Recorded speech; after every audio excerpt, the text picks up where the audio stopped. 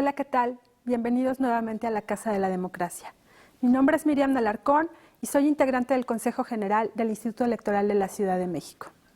Hoy me gustaría platicarles un poco de qué hemos hecho en el Instituto Electoral para poder brindar mayores garantías a los derechos de inclusión. Nosotros hemos trabajado a lo largo de estos años con diferentes materiales que nos han permitido dar oportunidad a las personas con alguna discapacidad a que puedan emitir su voto de una manera más segura, que se sientan ellos más confiados del lugar en el que están y de cómo lo van a hacer. ¿Qué hemos hecho para ello? Bueno, si tú tienes alguna discapacidad motriz, el Instituto Electoral de la Ciudad de México ha creado algunos escritorios o canceles más seguros, donde tú te puedes recargar y no te podrás caer. Y eso hace que tú, de manera segura, puedas emitir tu voto. También hemos creado los sellos X. Esto es cuando tú no puedes escribir y con ello tú puedes marcar tu boleta a través de este sello. También tenemos las lupas Fresnel.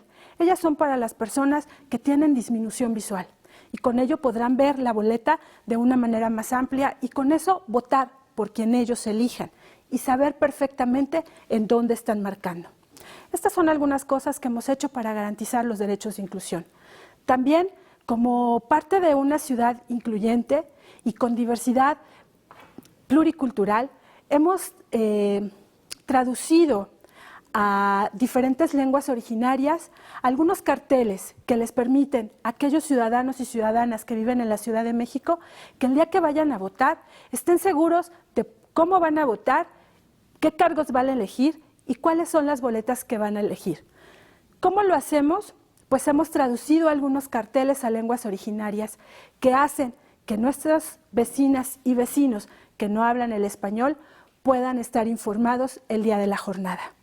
Creo que este ha sido alguno de los avances que el Instituto Electoral de la Ciudad de México ha realizado para garantizar los derechos de inclusión que ya contiene nuestra Constitución de la Ciudad de México. No me queda más que agradecerles, esperando que esta información les sea de utilidad. Gracias y recuerden que con participación todo funciona. No olviden votar el 1 de julio. Gracias.